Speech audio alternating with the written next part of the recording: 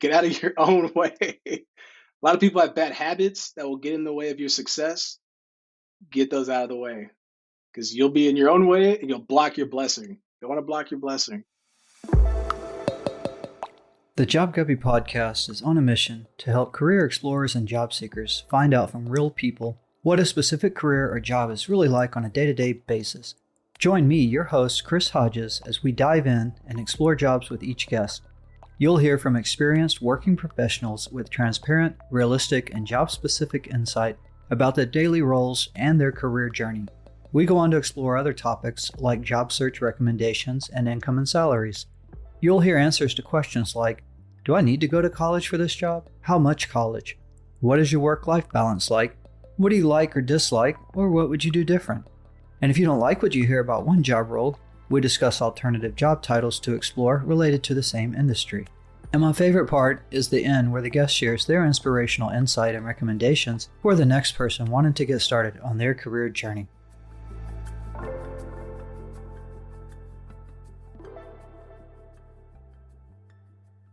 What comes to mind when you hear Salesforce? If you're like me, a big question mark does. It's a name I hear often in conversation and see in headlines a lot, but a name I know nothing about. Stephen Guzman is a Salesforce Consultant. I'm starting this episode with a little more details than normal to help listeners connect early on with our guest career field and job role. I'll try to cover the who, what, where, why, and when very quickly so we can get on into the interview.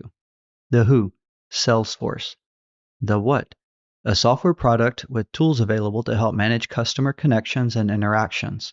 This could be potential customers, existing customers, and ideas for generating new customers. The why. Why do we do anything? Money. A software-based tool like this helps make better use of your time to help accomplish even more goals. In other words, more money. It can improve customer interactions that ultimately result in more new customers and retaining existing customers. More customers hopefully means, you guessed it, more money. And more tools to give you more insight into your customer base can generate more opportunities for more business with your customers. Again, more money. The where. Salesforce tools can work well in companies that connect with customers outside of their company. Customer relationships like this exist in every industry. If you go to salesforce.com and select the industries link, you will find a long list you can browse. Some examples are the finance industry, where mortgage companies may use Salesforce to improve the customer experience as they move through the process of buying a house. Or maybe a parts company in the auto industry, where a parts supplier uses Salesforce services to respond quickly to customer questions to help attract more business and streamline the buying and support processes. The when. The when could be any time a company needs help in gaining insight, managing, and improving their customer connections and interactions. Hopefully, that gives you a little insight into what Salesforce is. A company who would like to utilize a software tool for customer interactions like Salesforce to maximize their potential would engage the services of someone like Stephen, who is a Salesforce consultant. While you can work for Salesforce as a Salesforce employee, Salesforce knowledge and expertise is more of a skill set that you learn through training. Being a Salesforce consultant or other Salesforce titles does not mean you work at Salesforce. It's like saying you know how to use an Apple computer. You don't work for Apple, but you know how to use an Apple computer, and that is a skill you leverage to do your job. As a Salesforce consultant, you work for third-party companies or freelance as a business consultant and apply your knowledge to help clients use the Salesforce tools within their company. Stephen's role is to engage with the person wanting to use Salesforce, listen to what their goals are related to how they want to interact with their customer base, and turn that into technical requirements so that he can then implement the Salesforce software within the client's company to achieve their goals. He will break this down with more details throughout our conversation. This is a role where you don't necessarily have to go to college, but there are roles within the Salesforce ecosystem where a degree can help, like a business degree or MBA. All that being said, though, there are roles with high earnings potential where a degree is not required. And if you can find the time, you can use your Salesforce skill set to find many opportunities beyond your full-time job to earn additional income. Stephen shares more details about the roles and how he has maximized his earning potential to pay off all his student debt of $114,000. That alone is a good reason to listen to the interview. Stephen has a bachelor's degree in advertising from Oral Roberts University. He originally started his career in the IT industry with the goal of being a CTO. A CTO is a Chief Technology Officer. He is also a veteran of the U.S. Army Reserves with 6 years of service. However, his career has led him to where he is today as a Salesforce consultant, which has benefited his life and family greatly. Listen to this episode to hear more about Stephen's job role, career journey, future goals, and the benefits he has been afforded by learning and applying the Salesforce ecosystem. I don't actually work for Salesforce, Okay. but I get this question all the time. So Salesforce owns created the software called Salesforce. And so that software gets used by a ton of different companies, businesses, and those businesses need people to help them. Let's use the term administrate that software across their enterprise. And so then you have people like myself, which you would refer to as a Salesforce professional. And we do many things, kind of like you mentioned when you do a search, there's a ton of stuff out there. At the moment, I'm a Salesforce consultant. What is a Salesforce consultant? What is that? That's basically, I get tasked to a customer, and whatever they need done in the Salesforce space, you get it done. If that's marketing, if that's administration, if that's development, you're doing it all. Now, you're typically on a team, so many hands lighten that load. But as a Salesforce consultant, you are just the go-to expert for Salesforce for that customer.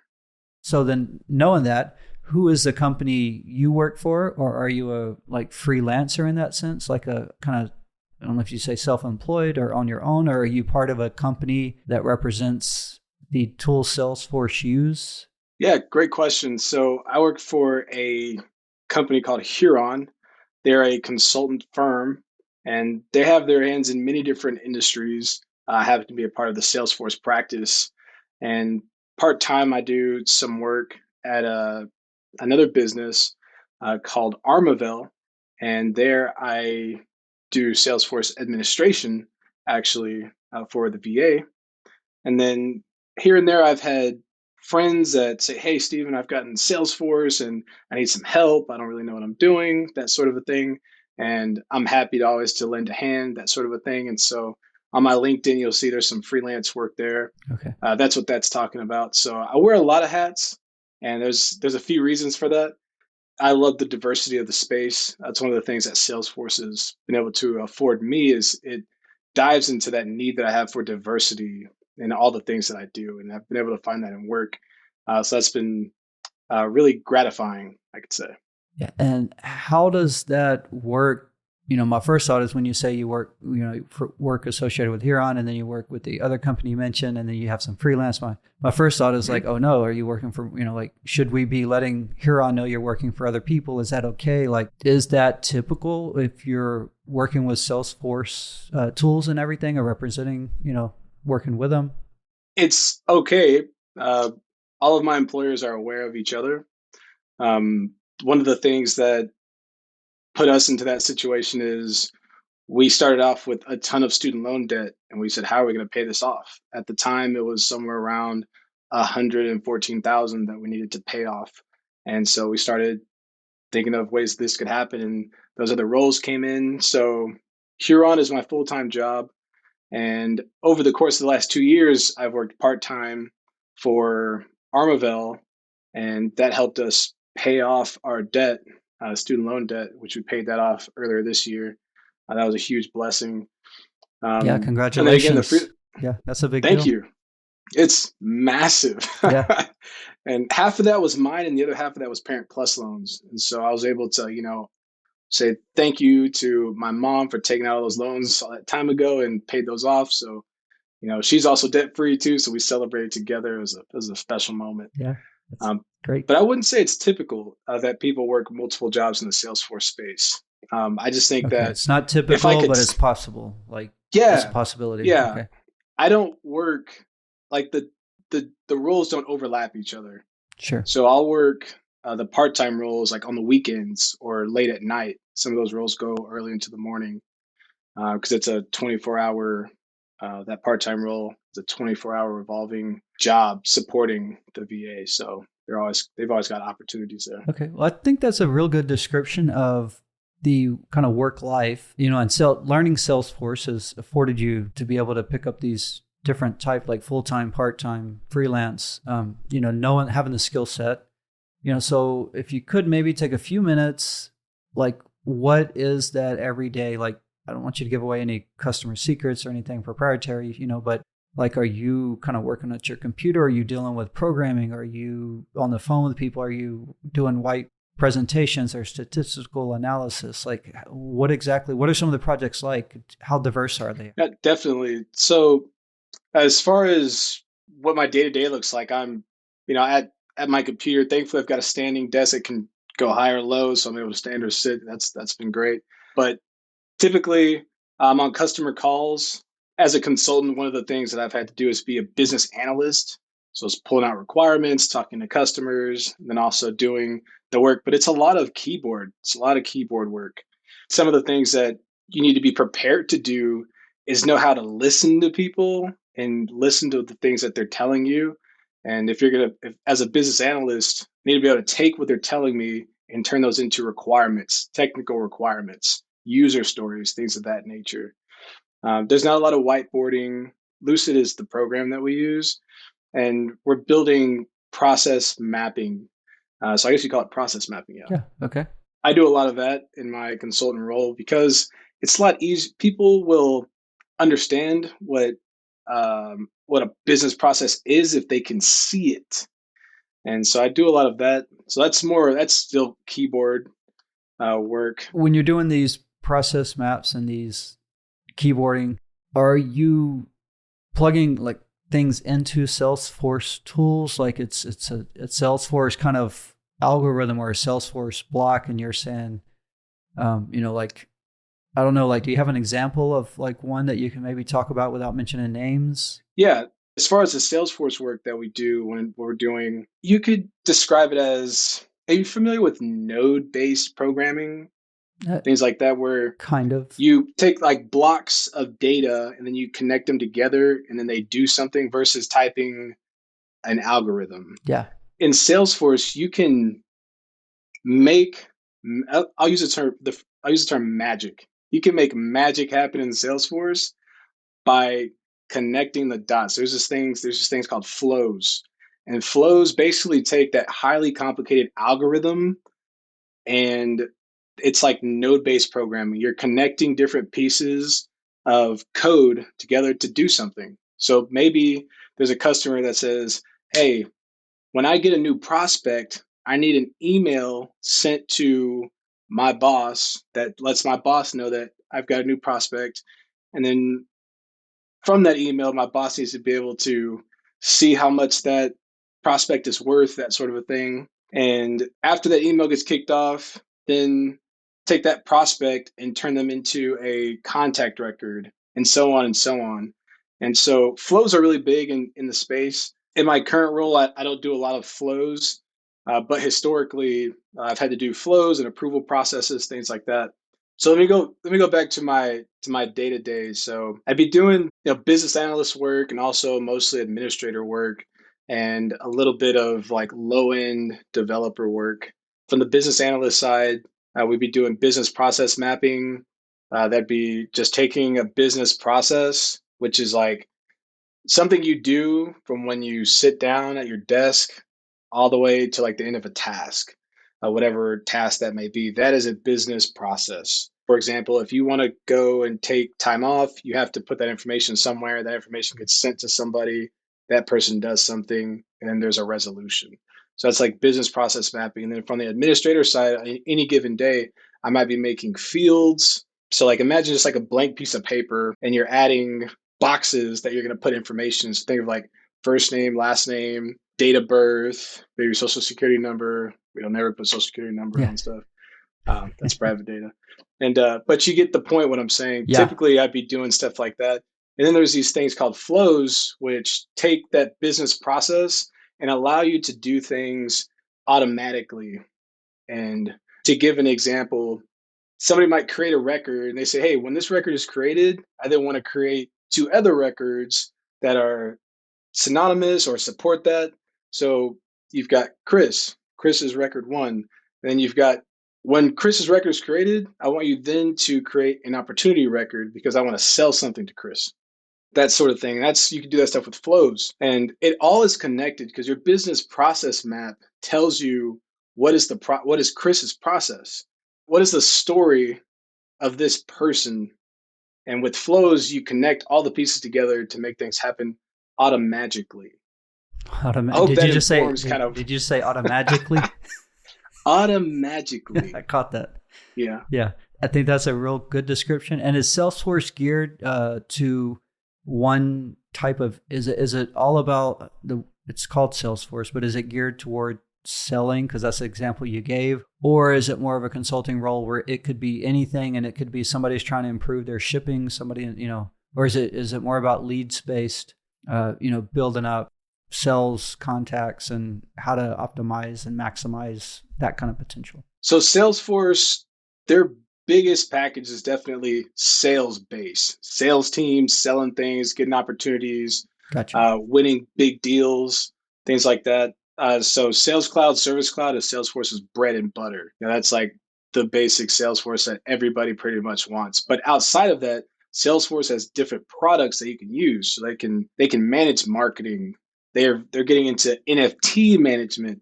It's all the same software. They've kind of like changed it up a little bit, Yeah.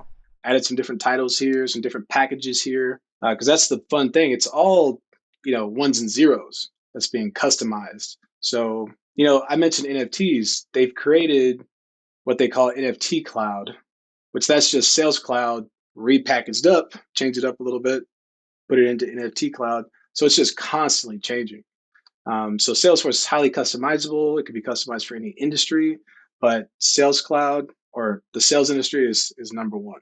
I've learned a lot already just about Salesforce and what that would be. So what you described is pretty much what you do probably daily all the time, very cyclical, working with different projects, but it's a different problem for different people, that you're helping with, but you're not repeating the same thing. You kind of are repeating the flow, but you're having to solve every problem a little differently, I'm sure. So just some quick questions here about this. Like, you're in the office all the time? Are you out of the office? Do you, when I say in the office, I mean like meeting with customers on site.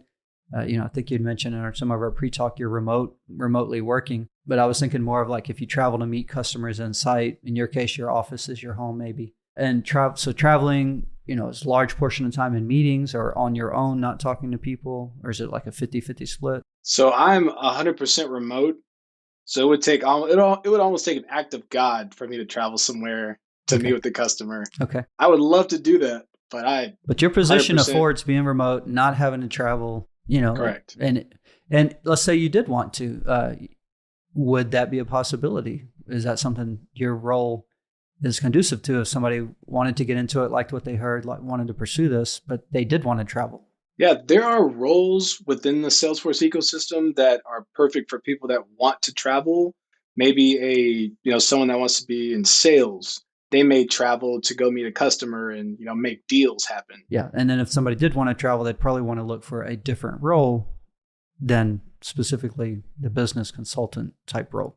And that's important. That's, some of the stuff is like that's might be big for somebody, or not traveling might be big for somebody. So this will help maybe somebody decide if they're interested, kind of how to hone in on some roles. Yeah. And also in the interview process, the person sitting across from you should tell you whether or not you'd be traveling. And at that point you can decide, if it's a go or a no go for you.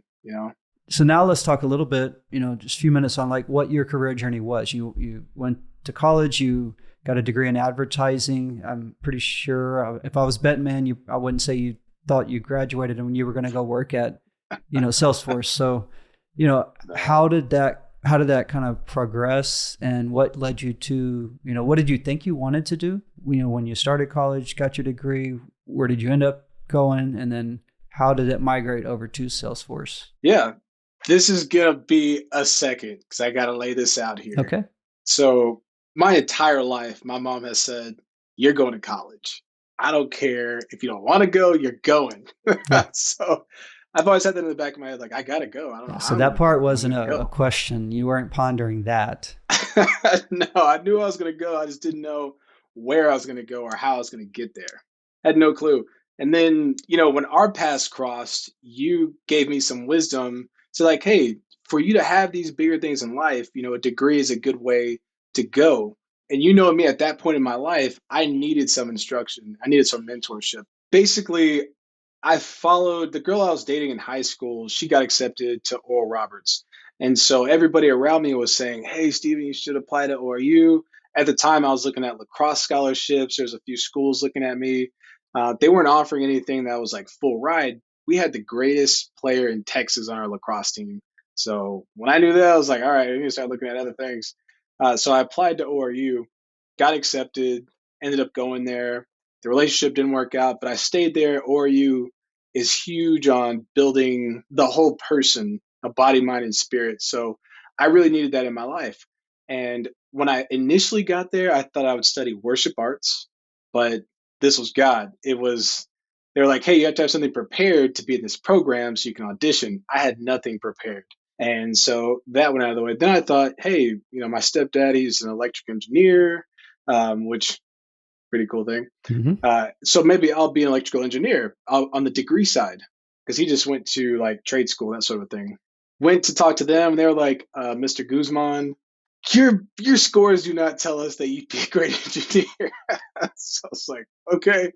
And I remembered in high school, I really excelled in one of the classes that I took. It was like intro to advertising. And I absolutely loved it. It really came alive in the class. And so they had a media program that focused on advertising. And so I ended up following that path throughout my time in school. Ended up graduating 4-year degree. It was fantastic. Loved the experience of college. Obviously, college might not be for everybody, but that's the path I took to get me to where I am today. I needed to break through some things. College was the way. Nevertheless, immediately after graduation, I had a job. I had met the CIO, and he was like, "Hey, come work for me. You've got spirit, you've got talent, as far as like media goes and stuff. Come do that stuff for the IT department." So started doing that. What that looked like was creating web portals and like doing mock-ups and then working with the IT team to actually put things into place. I turned 22 and they're like, hey, we're going to give you this massive project. So kind of fast track through.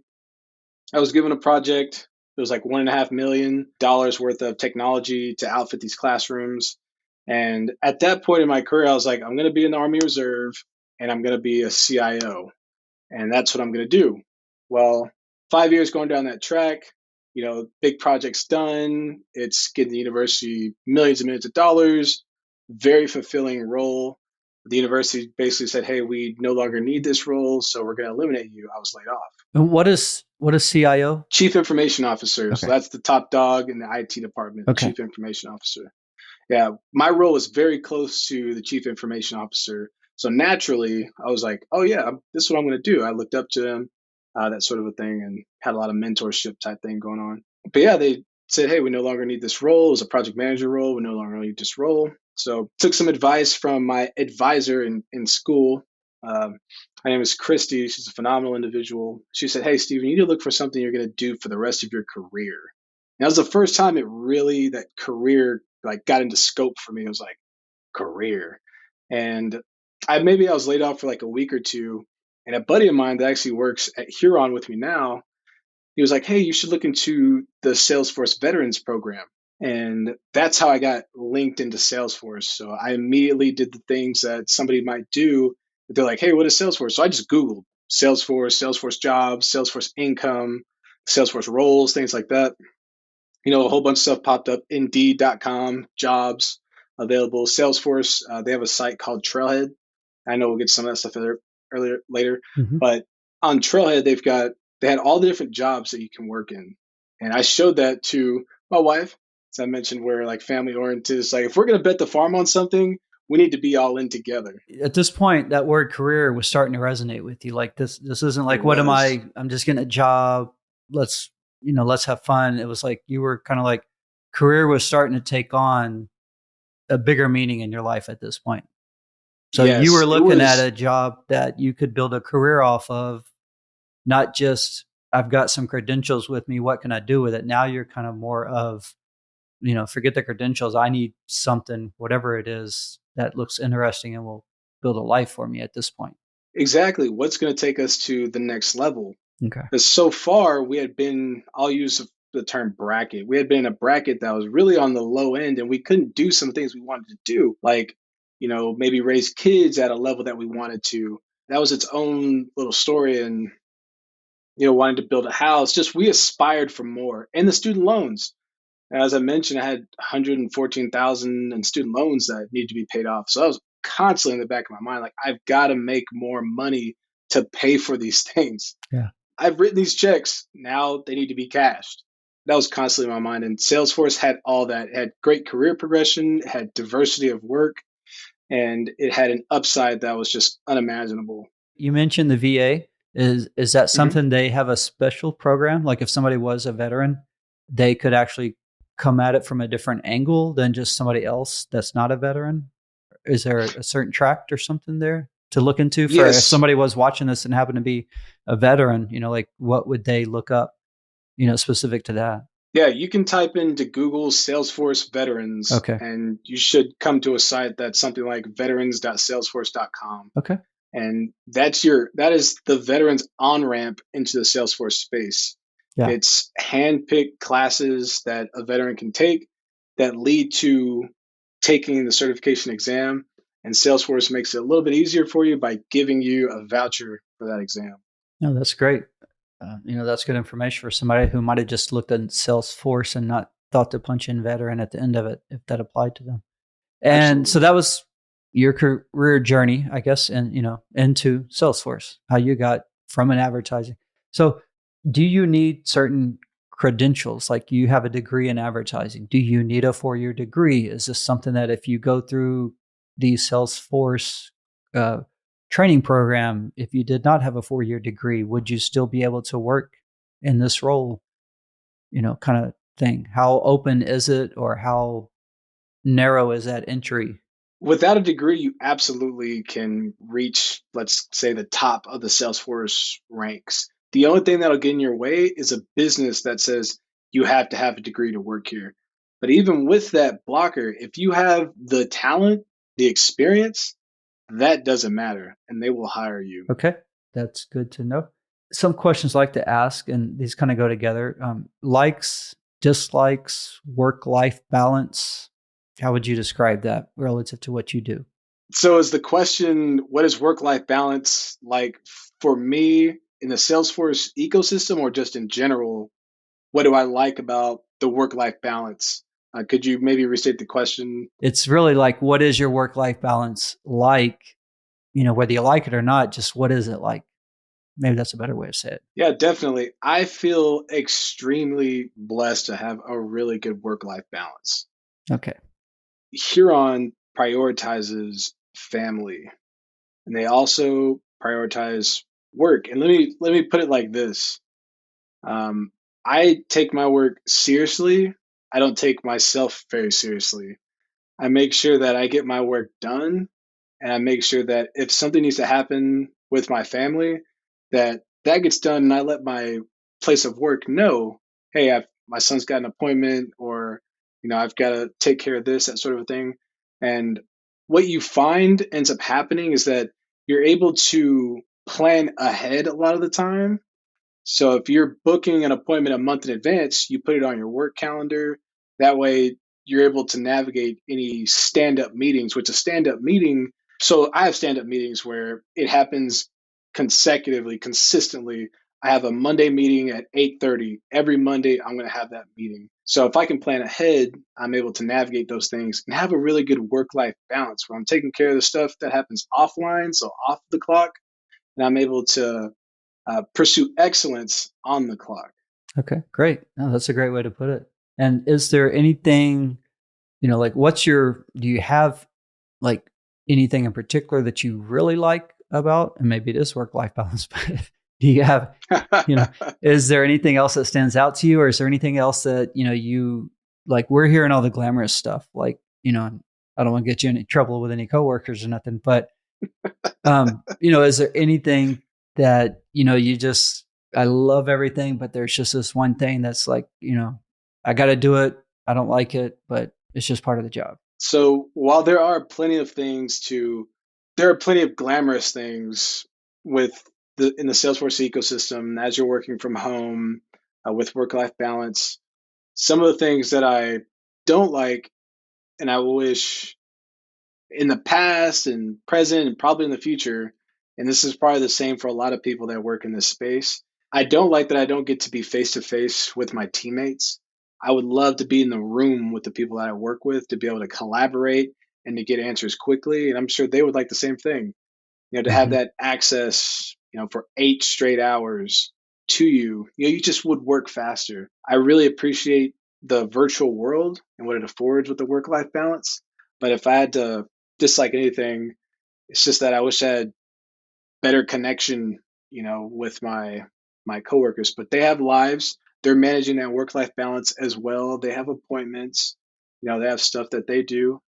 I want to make sure I don't over glamorize every interview I do where everybody just hears all the great stuff. It's like and it's not that you maybe not that you dislike something, that maybe that might be the wrong word sometimes to use. It's just the person should know this is part of the job, or this is some characteristics you need. And it's not a like or dislike it. It's just, I want to make you aware of the good parts and the hard parts and stuff like that. And so that's what I'm trying to get out of this. I don't want somebody to get into it, man. Like, man, I wish I would have known it was going to be like this. I wouldn't have pursued this. So I'm trying to touch on all that stuff too. Well, let me add a comment. As it pertains to hard things, it can be hard work, harder than harder in many ways. Like, you may be pushed in a way that you're not used to being pushed. The thing that the trade-off, right, is you get work-life balance, but you also got to get your work done. And oftentimes, the higher you go in the Salesforce world, maybe you start off as an admin, but then one day you wake up and you're a Salesforce consultant. Then one day you wake up and you're an architect. The higher you go, the higher the stakes, the harder the work is going to be, the bigger the problems that you will be presented with to solve will be. And so that's the hard part. It's solving business problems Yeah. Okay. and you being the guy. I'm saying, hey, you person listening, this is my problem. I need you to fix it because you're the Salesforce consultant and you've got teammates. You can ask them for help. But if you get assigned something, you are expected to see it through. And that's the hard part. You got to be able to deal with the stress that comes with the role. Would you call that like needing a high, like self motivation level? If you weren't going to be reaching out and asking for people to help out, or like you just kind of silently suffered through it, it may not, I don't know. How would you describe that personality that kind of you would need to push through that or take that on? Like, you sound happy to be working there, so you probably thrive in that scenario. You accept the challenge and I'm up for the challenge. So what would be somebody that maybe might want to shy away from something like that? If you can think of anything. I can't think of anything myself right now, but where have you seen maybe people come in and fail that have done this and they haven't done so well and they moved out of the position because they realized, do you have any examples of somebody like that or know of those situations? So it's tough work, and I think that people will discover things about themselves that may not have known about themselves, and some people will be refined by the fire and come out stronger. Yeah. Some people will learn how to ask questions, how to ask for help. A lot of people deal with, pride. They want to be right all the time, and they don't want to humble themselves and ask questions. But me personally, I have no issues asking questions or asking dumb questions. So I realize I don't know everything, and I didn't get to where I'm at by just sitting silent and just like trudging through. You got to ask questions. You got to collaborate with your teammates. There's stuff that they don't know that you have. you know, it's got to be a collaborative environment for everybody to be successful. Going into income, and you mentioned, I usually leave this wide open. People can be specific or generic as they like. They can compare it to other career paths if they like. How would you, if you did want to talk about this at all, and if you don't want to, you can say, hey, let's move on. But, if there was a way you wanted to discuss it and let people know what it could be like working at Salesforce, what range it's in starting, where the potential for the upside, is it kind of limited or is it exponentially higher than where you start out? I'm more than happy to talk income. Income is everything. We wouldn't have bet the farm if the income wasn't there. So this is something I make it a point to talk to my colleagues about this, people I work with, at least the ones that want to talk about it. When I worked at Indeed, so I used to work at Indeed.com, the job site, and they are very transparent about salary. So, from the lowest level all the way up, you could see everybody's salary. You could see what the salary was in Austin versus what it would be remote. You could see what it was in Oregon versus like Oregon remote. But it's just this transparency. So on Salesforce's site, you can actually go and see what the average salaries are for these roles. So right now, Salesforce is reporting 85,900 is the average salary for a Salesforce And that's administrator. on the Salesforce website. That's not like on a generic Google, you can get that. So it's pretty credible if you're looking at these numbers. Absolutely credible. So if you go to Okay. trailhead.salesforce.com and scroll down a little bit, you'll see multiple different personas, and you can just hover over them and they tell you. So that's for Salesforce admin. Now I'll just go over a few, Sure. kind of the places were in spaces that inspired me. So the Salesforce admin, 85,900, and Salesforce developer, where I'm wanting to go is career wise. Salesforce developer, the average salary right now is 120,000, and for business analysts, there's a lot of business analysts out there, so I'll throw that out there too. The average salary is 109,000. So Yeah. that's incredible. There Hmm. is huge growth rate in the job market there, and that's all on that trailhead.salesforce.com. That is excellent that you can get that kind of specific information and not have to wonder what it's going to be like and wait till you get there to find out. So Right. that's great. Very specific. And outside of that salary, are there bonuses or other commissions or things you get on top of that, or is that what they list on there pretty much? Their stock options you get or RSUs nowadays, things like that come into play Yeah. too. On top of that salary, or is that a total comp that you're seeing on the website?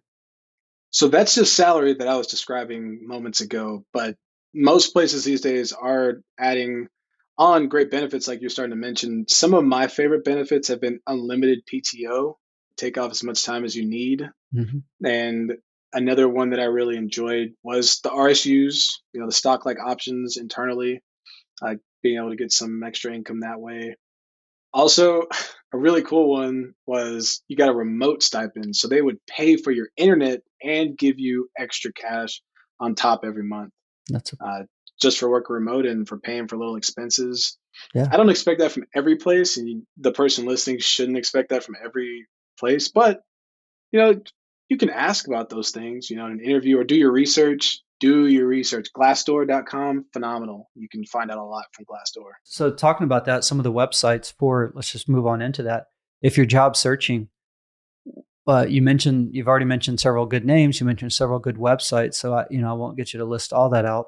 Are there primary websites to go to? What are search names to look for? Are there like a top 3 websites to look at, or are they just all over the place? I'll give you keywords and websites to start off with. So some of the keywords, if you're looking to get into Salesforce, obviously Salesforce, and then after Salesforce, anything you're interested in. It's like Salesforce developer, Salesforce administrator, Salesforce business analyst. Those are some of the keywords you'd want to type in if you're looking for jobs or roles.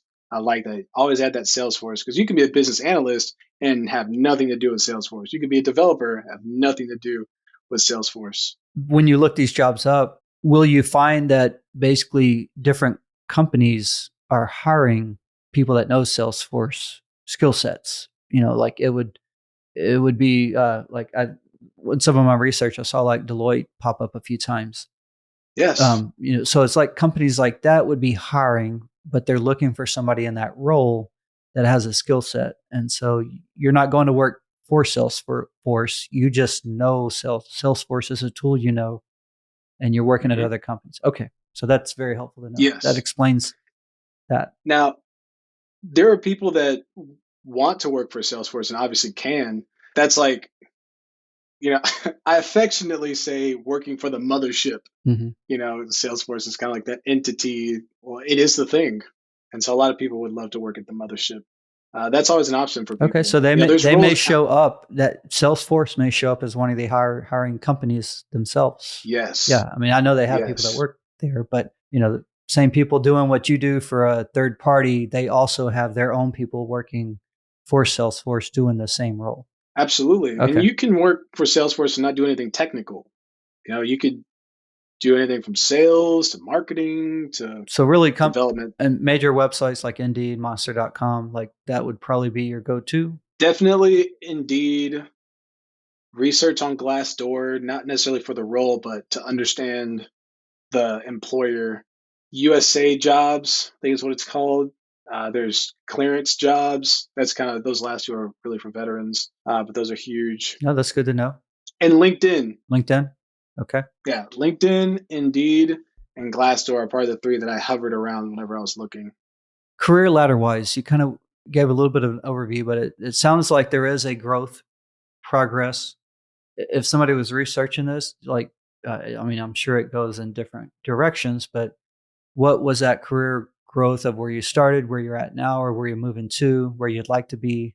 What would be like an example career ladder in that sense? Getting that first job is huge. So after you get that first job, then you've got experience.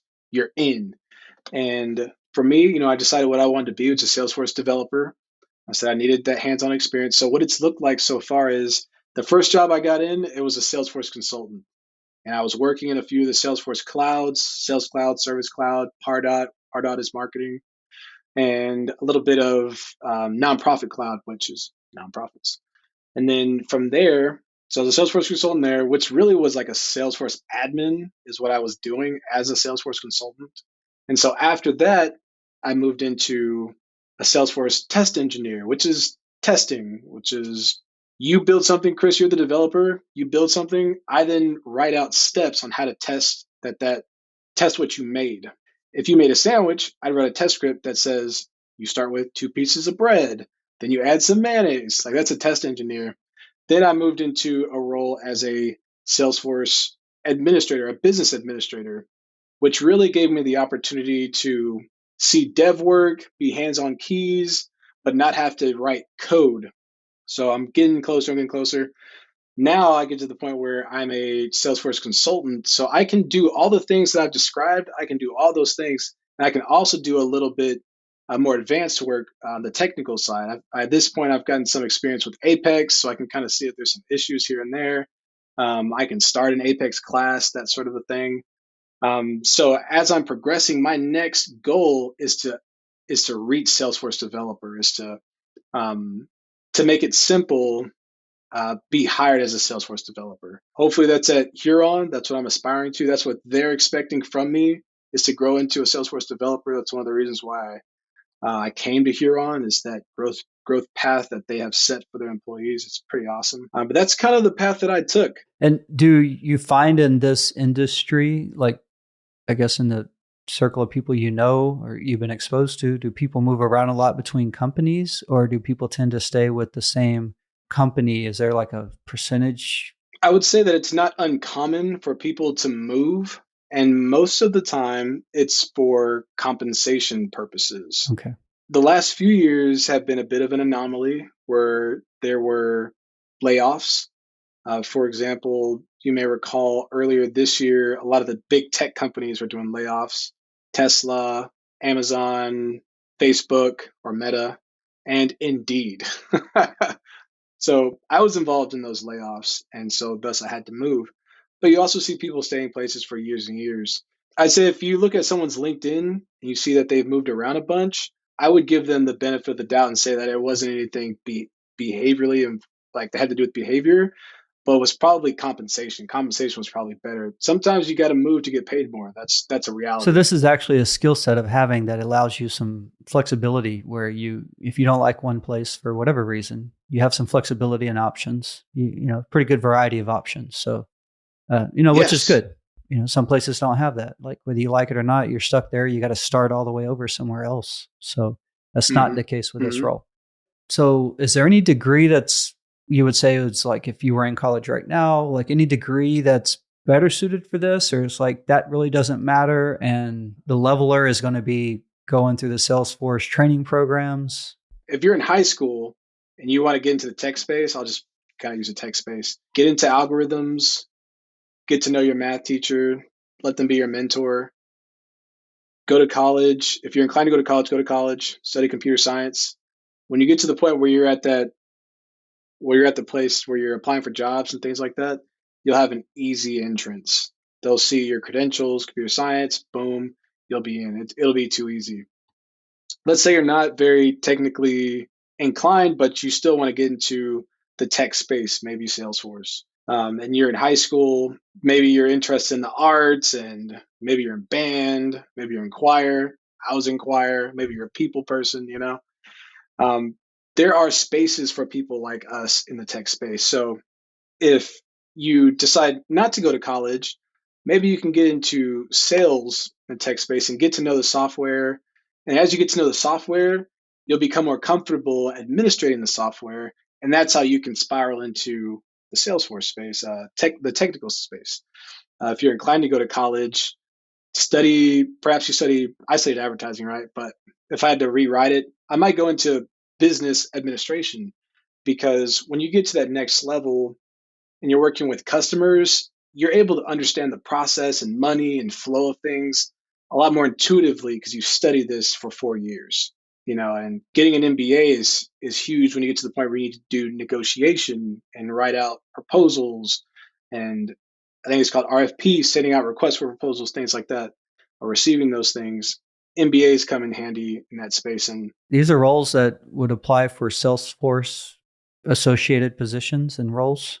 definitely, Okay. people in the Salesforce space are going back to school to get MBAs for promotion purposes, to be able to do more business for their place of work. A lot of sales directors have MBAs.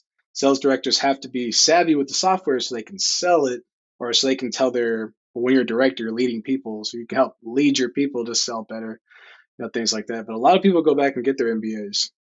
Just going into the wrap up question of, do you have any inspiring words you would like to share, with the next little Stephen, that's sitting there kind of trying to figure out, you've gave a lot of good advice. I think people listening, if they, that can match up with the characteristics that you've used to describe yourself. I think some people will hear that and either, they will feel like they marry well with that, or they will be like, that's not me. So if you were speaking to somebody, I guess, like you, who's heard this interview and your characteristics, like, what would your advice to somebody like that be? Yeah, absolutely. So I am passionate about inspiring people to be more than what they believe they are. One of the things that I loved about being in the military was one of the mottos is be all you can be. From the soldier that's really short to the soldier that's, struggling, you can still do more. You can still be more than what you are.